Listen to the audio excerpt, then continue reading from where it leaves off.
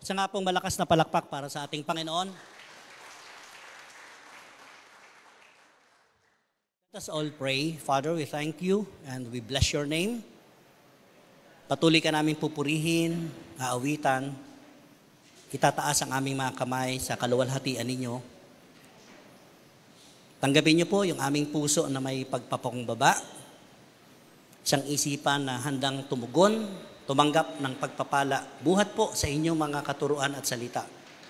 Panginoong Sus, kayo po ang maitaas sa bulwagang ito. Hayaan niyo po na ang inyong lingkod ay maging tuntungan lamang po ninyo. At nang sa ganon, kayo po ang tunay na maihayag. Bigyan niyo po kami ng isang pusong handang tumanggap ng bagong kaalaman, bagong katuruan. At higit sa lahat, kayo po ang mapapurihan. Salamat po, ito po yung samot. Dalangin namin, in Jesus' mighty name we pray. Amen. Nung college level ako, meron kami isang professor na napakatalino. Sa FIATI siya eh. So niyaya siya ng mga ibang kaseksyon ko na mga kalalakihan, mga scholar, matatalino sila. So nagkaroon sila ng session, nagkainuman sila. So in-invite nila yung professor na yung matalino sa FIATI. So nang in-invite nila, nung kasalo nila sa kasiyahan, yung iniinom ng professor nila, may hinalo sila na isang gamot para malasing agad, no? Sa madalit sabi, nahilo yung professor. So, dinala nila yung professor nila, alam niyo kung saan, sa sementeryo. Doon nila dila sa sementeryo. At nung magising yung professor nila, nagulat siya, bakit siya nandoon? Dalawang bagay ang sinabi ng professor. Tingnan natin, ano yung sinabi ng professor? Sabi niya rito, una, sabi niya, if I am alive, why am I lying in a graveyard? Bakit nandun siya sa sementeryo? Pero yung mga estudyante niya, binabantayan lang siya kung ano yung magiging reaksyon niya. So isa sa mga reaksyon niya, ito ang sinabi niya, kung buhay ako, bakit ako nandito sa sementeryo? On the other side naman, ang sabi niya, if I am dead, why do I want to go to the bathroom? Siyempre, suka siya ng suka eh. Suka siya ng suka, kaya sabi niya, kung patay naman ako, bakit gusto ko pumunta lagi sa bathroom? Now, the next slide. Last week, ang na-share ko po sa inyo, it's all about Romans, chapter 5, yung 1 to 11. Ang sinasabi roon, yung standing natin sa harapan ng Diyos, it brings, sabi rito, with the joyful well-being. Well-being, sabi ko last week, yung well-being natin, hindi lang yung pagkatao mo, kundi yung kabuuan mula ulo hanggang paa. Sino ka sa harapan ni Kristo Jesus? Kaya conclude ni Paul, ang sabi niya sa verse 11, so now we can rejoice in our wonderful new relationship with God because our Lord Jesus Christ has made us friends of God. Remember, naging kaibigan na tayo. Ang turing sa atin ni Panginoong Kristo, lahat tayo kaibigan. But before that, we are enemies of God. And the wrath of God, nasa atin talaga, nakapataw yun. Paggalit ng Diyos na nasa atin, alam nyo, unang mangyari sa atin, walang protection, walang guidance, wala. Tayo lang talaga ang nasusunod. But because yung relationship natin kay Jesus Christ, yun yung nagsalba sa atin para tayo maging kaibigan, tunay na kaibigan ng Diyos. The message that we celebrate today, ito ang title. New Master. The New Master. Naalala ko nung araw, nung nandun kami sa Kuwait, totoo naman talaga. Yung mga nagtrabaho ng DH, remember pagka DH sa ibang bansa, di ba? Akala natin maganda ang trabaho nila. Bakit sila nagpapalipat-lipat ng employer? Now, kapag nangamuhan ka talaga, di ba? Pag nangamuhan ka, halimbawa, dito ka nakakontrata, meron kang 5 years contract, you have to finish that contract before you jump to another employer. Ang nangyayari kasi nung minsan, yung kontrata mo, gagamitin ka ng buong pamilya ng angkan nung pinaglilingkuran mo, so kawawang-kawawa ka. Kaya ang ginagawa ng mga DH sa Middle East, hindi pa tapos yung kontrata nila, tumatakas sila. Because they are argabrated. Masyadong argabyado sila doon sa pinirmahan nilang kontrata. Kaya may batas na sa mga DH, ang ganda. Hindi pa pwedeng paglingkuran ng DH yung ibang kamag-anak ng amo. Sa Middle East may ganyan. Kaya ito, new master. Kapag meron ka ng bagong amo, siya na ang masusunod. Hindi na pwedeng masunod yung dati mo, yung previous mong amo. Now, si Paul, napakaganda nung sinasabi ni Paul. Bakit new master? Ang sabi ni Paul, to sin, our old self died. Alam niya sa buhay ni Paul, pag tinatin, napakatalino rin talaga ni Paul, ang ganda ng kanyang vision. ang sabi niya sa sarili niya, sa chapter 1, ang sabi niya, I am a slave of Christ. Alipin ako ni Kristo Jesus. Yan yung isang maganda sa katangian ni Paul, inaamin niya na siya ay alipin ni Kristo Jesus. Kaya ang sinasabi niya rito, to sin, sa kasalanan, yung lumang pagkatao mo dapat patay na. So kung may namatay, may nabuhay. Nung tinanggap niya si Kristo Jesus, ang sabi niya, in Christ, our new self lives. Kaya sa ating mga mananampalataya, napasarap po isang pamuhay na tayo ngayon nabubuhay dahil kay Kristo. Alam niyo po mga kapatid, yung buhay na gamit natin ngayon, tayong lahat dito, kay Kristo na po yan. Palakpakan nga natin si Kristo. Hindi ba tayo natutuwa? Hindi kayo nagre-rejoice sa sarili niyo, wow, thank you Lord because you renewed my life. Otherwise, nandoon talaga ako sa old self ko. We have to put out something else sa buhay natin. Yung dating pagkatao natin, we have to put out, wear out. And then you have to wear new one na galing kay Kristo Jesus. Now in Romans chapter 5, to be continued, pag binasa niyo yung verse 12 to 21, kasi hindi ko tinakal yung last week, konting review lang. Si Adam po, nung ipinanganak, sin has come. Merong isang taong ipinanganak sa sanlibutan sa pangalan ni Adan, and then sin ang nakita ng Diyos kay Adan. Kaya yung sin na to, it caused to death. Pag tinignan yung illustration ko sa board, right? Adam, sin, and death. Kabayaran ng kasalanan, kamatayan. But there is another man named Christ. Kita niyo ang buti ng Panginoon. Kung merong isang Adan na nagkasala at lahat ng Adamist, kasama tayo doon, lahat tayo nahulog sa kasalanan. Ang kabayaran ng kasalanan natin, kabatayan. Pero gumawa pa rin ng paraan ng Panginoong Diyos Ama sa pamamagitan ni Kristo Jesus. At tayo ngayon nabubuhay sa righteousness and living in life na ina-enjoy natin ngayon. Kaya sabi ni Paul, we have to rejoice. We can rejoice also. Because this life na meron ako, galing kay Kristo Jesus, hindi po galing sa atin. Sino pong makakapagpabago sa sarili niyang buhay? Di ba wala naman? Lahat po tayo, hindi natin kayang baguhin ang sarili natin. Now, to be continued, Romans 5:20, anong sinasabi? Sabi ni Paul, God's law was given so that all people could see how sinful they were. But as people sinned more and more, God's wonderful grace became more abundant. Alam nyo tayo, pag nananalamin ka, ano nakikita mo sa sarili mo pag nasalamin ka? Di ba nakikita natin yung mga pekas-pekas? Right? Ako, ang dami ko na rin pekas. May mga butlig-butlig na ako rito. Sign na yata ng aging. Right? Hindi, hindi mo nakikita yung mukha mo na pangit ka. Ang nakikita mo yung dumi. What do I mean? Anong point dito ni Paul? Ang sabi ni Paul, naka ni James, pag nanalamin ka kuminsan, nakakalimutan mo kagad eh. Pero pag nanalamin tayo, ipinapakita ron the shadow of our sin. Yung kasalanan natin, yung dumi. Nakikita natin. At dapat makita natin talaga yan. Kung minsan nagkukunya-kunyarian tayo, hindi natin nakikita eh. Kaya sabi ni Paul, God's law was given so that all people could see how sinful they were. Manalamin kayo mamaya pag uwi niyo sa bahay, tingnan niyo yung mga mukha ninyo. But the good news is God's wonderful grace, yung abounding grace, became more and more abundant. Ano ibig sabihin ni Paul? Kinongclude niya sa verse 21 ng chapter 5. Ang sabi niya, so just as sin ruled over all people and brought them to death, now, sabi ni Paul sa mga taga-Roma, sinulatan niya, sabi niya, now, ngayon, God's wonderful grace rules instead, giving us right standing with God and resulting in eternal life through Jesus Christ. Tingnan nyo, nabago yung estado natin.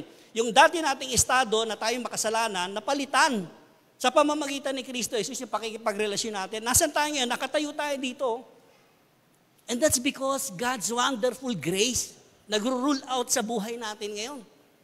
Nagpagal ka ba, kapatid? Pinagpagalan mo ba yan? Di ba hindi? By faith alone in Christ Jesus. Yun yung nakamit pa natin. A gift coming from the Lord. Now, in chapter 6, dito tayo iikot, I would like to implicate yung chapter 5. Alam niyo sa Bible kasi napakaganda yung pinanggalingan bago ka mapunta ron sa pinag-uusapan. Kasi si Paul ang galing eh. Yung chapter 5, i-connect niya ngayon sa chapter 6 na si Abraham ay naging kaibigan ng Diyos sa pamamagitan ng pananampalataya. Maging tayo rin po, ganoon. Now, ano siya sabihin ni Paul dito? I would like to share to you yung implication. Sa verse 1 ng chapter 6, ang sabi ni Paul, Well then, should we keep on sinning so that God can show us more and more of His wonderful grace? May tanong si Paul Ang galing na anticipation ni Paul, ang talino niya. Kasi alam niya, tatanungin siya ng mga mananampalataya sa Roma. Ang sasabihin siya, kung gano'n naman pala Paul pwede naman palang magkasala na magkasala at mahuhulog ako sa grace abounding ng Lord. Naisip niyo ba minsan yan? Pwede naman pala magkasala. Pero dahil may grasya ang Panginoon, lapit lang ako ng lapit doon. Ganyan ba? Kita niyo si Paul, hindi pa nagtatanong yung mga taga-Roma na mananampalataya, meron na siyang sagot. Ang sabi niya, ngayon, talaga bang pwede kang magkasala at doon ka lang mahuhulog sa grace pala, abounding grace ng Lord? Anong sagot niya? Of course not. Sabi niya, hindi. Since we have died to sin, how can we continue to live in it? Napakaganda nung theory ni Paul, Of course not, ang sabi niya. Tingnan niyo sa Proverbs, ano sinasabi sa Proverbs? Ang aso daw, kapag katas kumain, sumusuka. Okay? Familiar tayo dyan? The dogs vomit. Aalisan ng aso yan, di ba? Tapos, anong gagawin? Maya-maya pag nagutom, anong gagawin? Babalikan niya. Pag binalikan yung suka niya, kakainin niya uli. Sabi niya, Pastor, okay naman masarap naman yung suka ko, kakainin ko uli. Do we think ganyan ang ginagawa natin? The dog returns to its own vomit? Meron akong kaibigan ng araw dun sa Laloma. Baha, nagtatakbuhan kami. Biglang nawala sa paningin namin, magkakabarkada. Pala nahulog sa manhole. Hindi namin alam. Nahulog sa manhole. Parang ganito yung sinasabi ni Paul, we have all died to sin. Nahulog ka na sa manhole minsan, kapag ka may baha uli at nandun ka sa lugar na yun, dadaan ka pa ba doon? Di ba hindi na? Kasi may isip mo baka mahulog ka uli. And so be it sa kasalanan, ganun din tayong lahat. Nahulog ka na nga dati. Nandito ka na ngayon, sinave ka na ni Jesus, babalik ka pa ba doon sa dati? Di ba hindi na? Iiwasan mo na. At napakaganda ng theory ni Paul. Sa next verse, ang sabi ni Paul sa mga taga-Roma, or have you forgotten that when we were joined with Christ, Jesus, sabi niya, Jesus baptism ang ginamit niya, symbolic. We join Him in His death. Symbolically, pag tinignan, di ba nagpabautismo tayo last month, meron tayong water baptism. Ito yung ginamit ni Paul sa mga taga-Roma. Ang sabi niya, since we join with Christ, nagbautismo rin tayo sa tubig, ang sabi niya, nakijoin din po tayo sa kamatayan ni Kristo Jesus, the cross of Calvary. Nung si Kristo ay namatay dito sa cross ng Calvary, nilubog ka sa tubig, symbolically, baptism yun, namatay na rin yung old self natin, mga kapatid. Napakaganda. Sa verse 4, for we died and were buried with Christ by baptism, and as just as Christ was raised from the dead by the glorious power of the Father, now we also may live new lives. Napakaganda. Alam niyo, napakahalaga talaga ng resurrection ni Jesus Christ. Otherwise, kung di nabuhay si Jesus Christ, wala pong halaga itong mga ginagawa natin ngayon. Bakit? Anong sabi ni Pablo sa mga taga-Roma? Ang sabi niya, kung namatay si Kristo Jesus, kung nilubog kayo sa tubig, naiwan din yung lahat ng pagkataon yung luma, at nabuhay na muli si Jesus Christ, namatay, di ba? Namatay din yung old self natin. Kailangan mamatay Kailangan mamatay talaga. Just like Jesus Christ namatay. After 3 days, He rose again. After nalubog ka sa tubig, yung lahat ng kasalanan mo, namatay na yun, iniahawon ka, ikaw ay nabuhay na maguli katulad ni Kristo Jesus. Kaya ang sinasambo po natin, isang Diyos na buhay. Palakpakan natin si Jesus. Sabi doon, for we died and buried. Parehas lang tayo ni Kristo Jesus. Now, sa verse 5, ang sabi niya, since we have been united with Him, with Christ, in His death, we will also be raised to life as He was. Verse 6, we know that our old sinful selves, yung old self natin, old life natin, ang sabi rito, were crucified with Christ so that sin might lose its power in our lives. We are no longer slaves to sin. Ayan. Nung araw pala, tayo ay alipin ng kasalanan. Kaya meron tayong amo talaga, si Satan Tandaan natin. Kaya nga sabi niya dun sa Colossians we were snatched from the dominion of darkness, we live to the light of the Son of God. Nalipat tayo dun sa liwanag na galing kay Kristo Jesus. Sabi niya, nawala na yung power ng kasalanan. Kung nawala na yung power ng kasalanan, ano meron na tayo? Ang sabi rito, we are no longer slaves to sin. Slave ka na ngayon, Nino?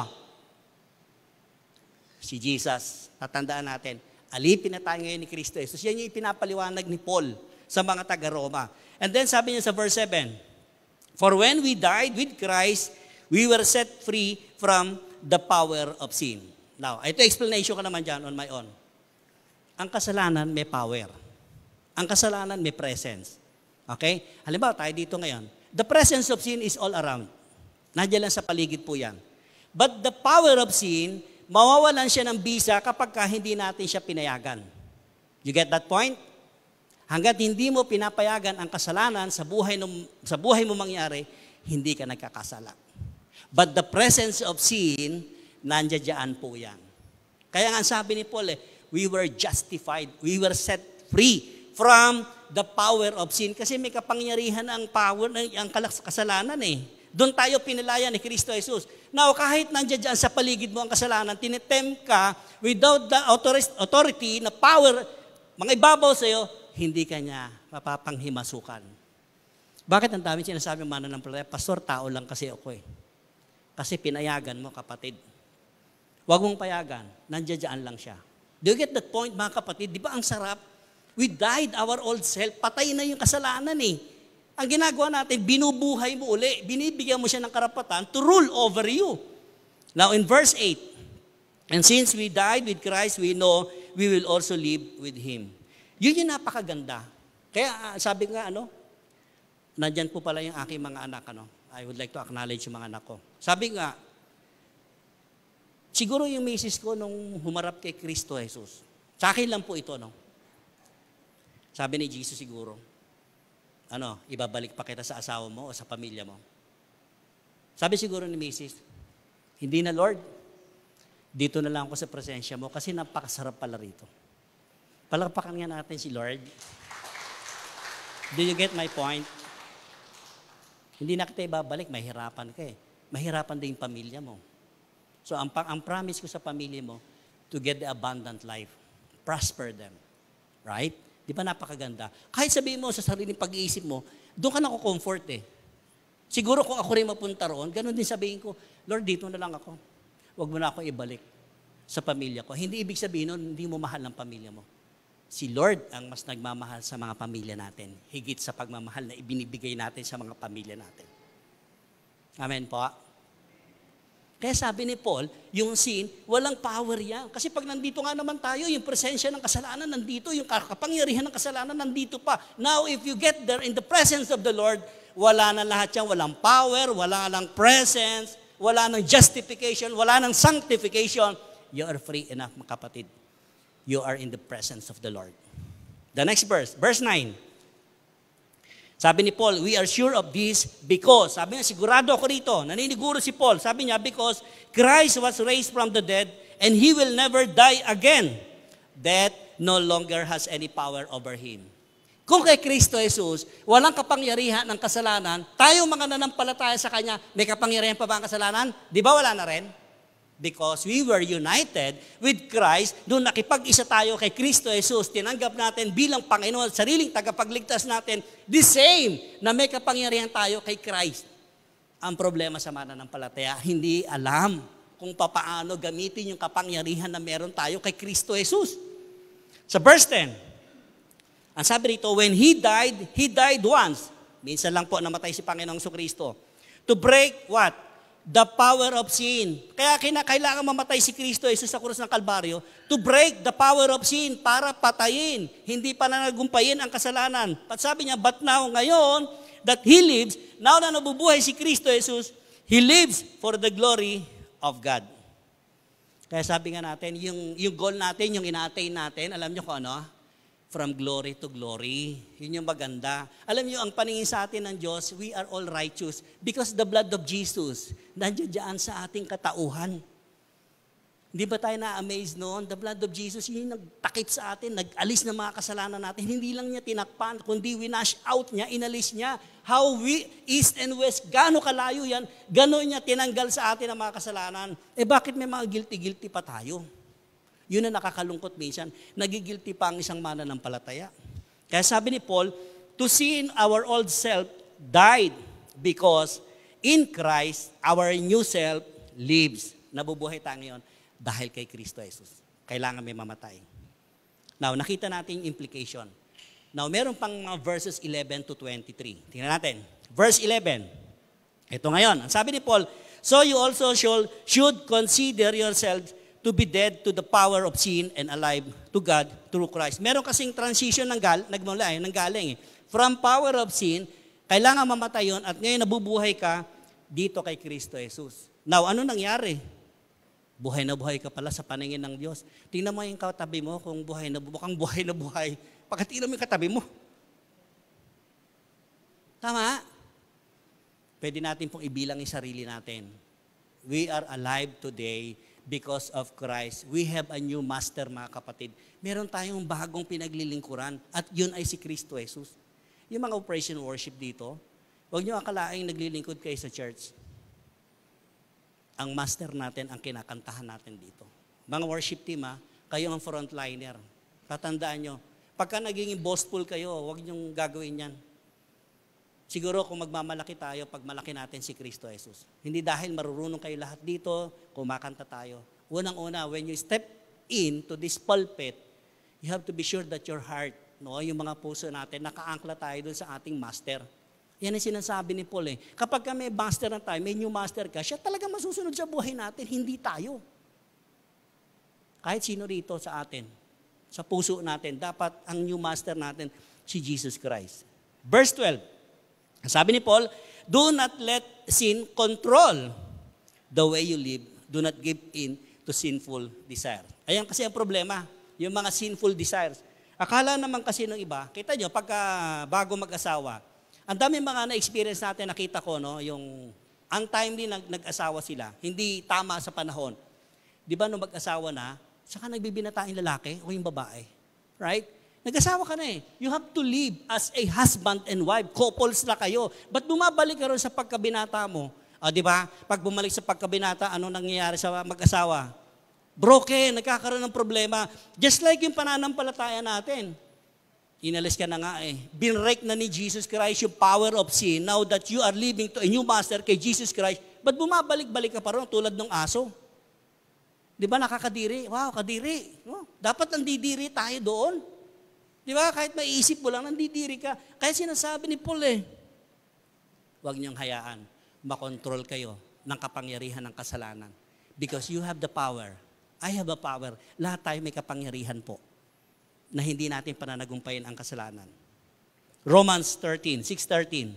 Ang sabi niya, do not let any part of your body become an instrument of evil to serve sin. Instead, give yourselves completely to God. For you were dead, but now you have new life. So use your whole body as an instrument to do what is right for the glory of God. Ano ibig sabihin ni Paul? Yung bibig ba natin sa ating ginagamit? Pagpupuri, di ba? Right? Pwede rin natin magamit po sa curse. Ay mga marites dyan. Walang ginawa kundi magmarites. Yan ang sinasabi ni Paul. Yung whole body natin, gamitin natin. Yung mga gesture ng katawan natin. Yung mga mata natin. Yung mga isip natin. Tenga natin. Saan ba natin ginagamit yung mga yan? Lahat yan ay sinasabi ni Paul. Magamit yung lahat. Yung patay na isang tao, di ba? Kahit sipa-sipain mo yun, wala na yun. Wala na siyang reaction, wala na siyang emotion, walang feelings. Parang gano'n ang dinidescribe ni Paul dito, na ang taong patay na sa kapangyarihan ng kasalanan, kahit kurutin mo, sipain mo, sapakin mo, wala, patay. Ang sabi kasi ni Paul, patay. How many times binanggit niya rito, dead and die? Ibig sabihin, hindi mamamatay pa lang. Patay dapat tayo sa kasalanan, sa kapangyarihan ng kasalanan. Anong gagawin natin? Verse 14. Ang sabi ni Paul, sin is no longer your master. Yes. For you no longer live under the requirements of the law. Instead, you live under the freedom of God's grace. Kasi yung mga Hudyo noon, they were living on the law of Moses. No? Kung anong bawal, gagawin nila, may punishment, parusa, ganyan lang. Pero sabi ni Paul, now, pinalaya na kayo ni Kristo Jesus, dapat diyan kayo mamuhay sa God's grace, sa biyaya at kahabagan ng Lord. Verse 15, well then, ngayon, sabi ni Paul, since God's grace has set us free from the law, does that mean we can go on sinning? Again, inulit niya po, nangangahulugan ba na may kalayaan na naman tayo magkasala? Nasa grace ka na abounding grace Ang hirap kasi sa mga mananampalataya, ginagamit na lisensya yan. ina-abuse tuloy, na-abuse. Ang sabi niya, of course not. Hindi yan ang ibig sabihin. Ano ibig sabihin ni Paul? So verse 16, don't you realize that you become the slave of whatever you choose to obey? Right. Tayong lahat, nahuhulog tayo sa pamimili. Nung araw, pinili na natin yung ganung buhay. Now, ang sabi ni Paul, you can be slave to sin. Yes, which leads to death. Sige, mamuhay ka sa kasalanan na yan. Tama? Pero asahan mo, kamatayan ang patutunguhan mo. But, sabi niya rito, you can be a slave to sin, which leads to death, or you can choose to obey God, which leads to righteous living. Alam niyo, tayong mga mananampalataya, sinasalamin talaga ang buhay natin. Yung mga kapitbahay natin, yung mga nakakita sa atin, sinasalamin nila. Wala naman silang inaantay sa atin kung di kamalian natin. Tingnan ninyo, wala silang binabantayan sa atin pagka nagkamali tayo, nagkasala tayo. Ayan, born again ba yan? Wala silang binabantayan sa atin kung di magkamali. Hindi nila makita. But when we choose to obey God, ang sabi rito, it will lead to righteous living. Verse 17, thank God, sabi ni Paul, salamat sa Diyos. Ano pagkasabi niya? Once you were slaves of sin, but now you wholeheartedly obey this teaching we have given you. The gospel, ang sinasabi ni Paul. Verse 19b, sabi niya, yung nakaraan, previously, you let yourselves be slaves to impurity and lawlessness, which led ever deeper into sin. Sabi niya ngayon, now, you must give yourselves to be slaves to righteous living so that you will become holy. Paano ba nagiging holy ang tao? Yung ating pananampalataya lang kay Kristo Jesus. That we became like Christ. Paano ba yung Christ-like? Diba? Giver ka. Dati, mapagmura ka. Expression mo, di ba? Naalala ko nung araw, may kaibigan ako, kapag New Year's resolution niya, palamura siya eh. Sinasapak niya yung bunganga niya hanggang sa magdugo yun, no? Dudugo. New Year's resolution yun talaga, sapakin niya, diduguan. Ang sabi ng nanay, anong nangyari siya? Nagpag-away ba? Hindi ho na New Year's resolution kaya, parang hindi na ako magbura. February na naman, wala na naman yung mag-aanong gusto niya, mura na naman na mura. Walang nangyari, ganun at ganun lang din. So, bali wala lang din. Ang sabi rito sa verse 20, when you were slaves to sin, you were free from the obligation to do right. Mga kapatid, kahit anong gawin natin, pagbabago sa sarili natin, babalik at babalik ka rin sa dating buhay mo. You will never ever change unless you receive Jesus Christ as Lord and Savior. Anong resulta? Sabi ni Paul sa 21. And what was the result? You are now ashamed of the things you used to do, things that end in eternal doom. Yun po ang resulta. Kapag ka nanatili tayo sa kapangyarihan ng kasalanan na mamuhay tayo doon, eto, eternal doom ang sabi ni Paul. Tayo na ang pinakakawawa.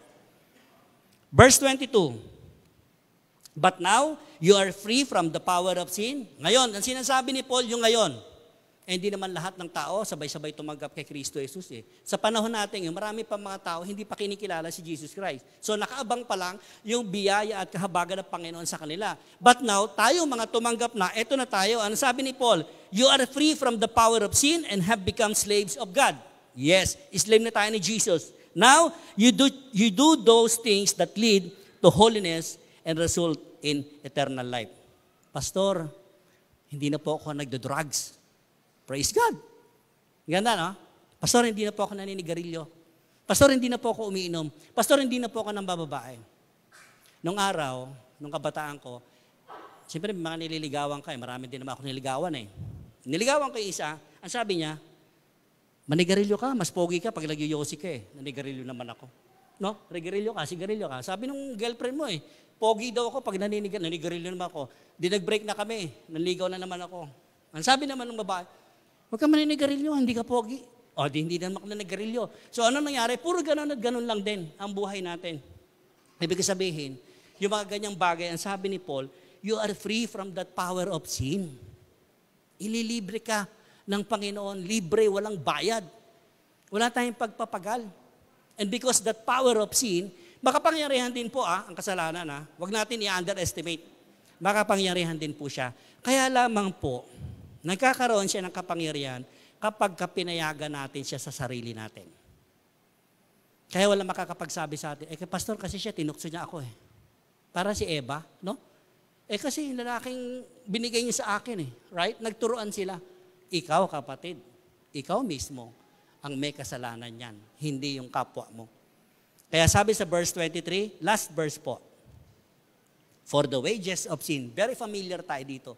For the wages of sin is death, but the free gift of God is eternal life through Christ, Jesus Christ. Sinless. We will get never sinless. Okay, tingnan niyo na sa board. Sinless. Maaring nababawasan yung kasalanan natin. Right? Sa bawat pag-obey natin kay Jesus, nababawasan po ang kasalanan natin. But we will never become sinless, mga kapatid. We don't have to sin every day. Hindi natin kailangan magkasala araw-araw. We can now avoid and reject it because the power of sin will no longer our master. Palakpakan natin si Jesus. Tama po, very simple ang sinabi ni Paul. Siguro kahit pag-uwi niyo mamaya, basahin niyo po itong chapter 6. Napakaganda po. And very simple yung sinasabi ni Paul. Dati na tayo nanggaling doon. And as we commemorate dito sa hapag, yung banal na hapunan po ng Panginoon, imagine naging kabahagi po tayo. Why? Because of His unconditional love. Mahal na mahal tayo ng Panginoon. Kaya niya nga pinadala yung kanyang bugtong na anak eh. Kung hindi tayo mahal ng Diyos, bahala tayo, mamuhay tayo sa batas-batas na yan. Kawawa po tayong lahat, lalo'y mahihirap, kawawa. But because of His great love, yung unconditional love, ang sabi niya, ang anak ko ang ipapadala ko para maresolba ang lahat ng yan. Because hindi natin kayang mapagtagumpayan ang kapangyarihan ng kasalanan dito. But the only solution to receive Jesus Christ as your personal Savior. Alam niyo ba tayo, nagiging agent tayo ni Jesus. Whenever we share the gospel, the good news to somebody else, to anyone, makatabi mo sa sakyan o makasalabuha mo, na ibahagi mo, very simple lang. Simple lang po. Huwag niyong pahirapan yung pagbabahagi ng salita ng Diyos. Na kapag ka tinanong mo, di ba, yung sinasabi natin, that they can recognize na makasalanan talaga tayo. Yun lang naman eh. Recognize natin na tayo makasalanan. And then repent. After repent, receive Jesus Christ as Lord and Savior. The 3 R's na pwede natin ibahagi. Alam niyo, 3 R na yan, very effective. Kahit sa aeroplano ako nung araw, pag nagbabiyahe ako, umuwi ako. 3 lang po ang tinatanong ko. Aminin mo lang sa sarili mo na makasalanan ka talaga. You will always recognize, makasalanan ako. Pangalawa, I repent. Because merong tagapagligtas talaga nakalaan sa bawat isa. And then finally, receive Jesus Christ as Lord and personal Savior ng buhay mo, kapatid. Tayo pong lahat ay yumuko sa presensya ng Panginoon.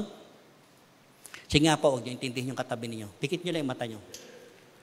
And as we continue papartake tayo sa elements ng bread at ng juice na ito. Father, we thank you. Patuloy ka namin pupurihin, itataas sa mga buhay namin. Patuloy ka namin bibigyan ng kaluwalhatian dahil minsan pa sa aming pakikibahagi sa banal na hapunan mo, itinuring mo kaming kaibigan at higit sa lahat, itinuring mo kaming anak. And as we eat the bread and we eat drink the juice, Panginoon, kayo po ang siyang patuloy na magbigay sa amin ng iba yung kalakasan at magdulot ito sa amin ng kagalingan, Panginoon. Kagalingan spiritual, kagalingan pisikal, at higit sa lahat, kayo ang nagpakasakit doon sa krus ng Kalbaryo. We will always remember for what you have done on the cross of Calvary. And as we continue, Lord, the power of sin is no longer our master. But because you saved us, Jesus alone, you are our master. Pinupuri ka namin, sinasamba ka namin, in Jesus' mighty name we pray. Amen.